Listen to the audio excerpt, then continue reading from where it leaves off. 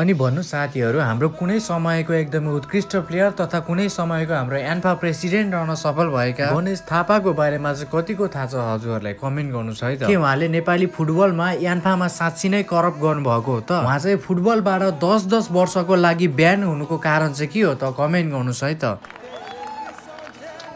कोसिस गरिरहेको छु अब चाहिँ के अरे प्र्याक्टिस छैन त्यसले गर्दाखेरि त्यही मलाई लाग्छ सेकेन्ड हाफमा मैदानमा खेल्नु र प्रशासन चलाउने कतिको भिन्नता देख्नु?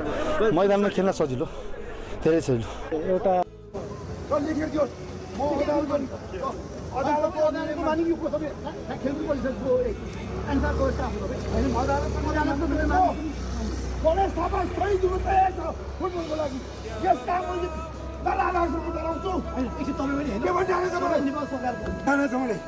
गणेश थापा हो यो देशको के भनिरहेको छ है आइज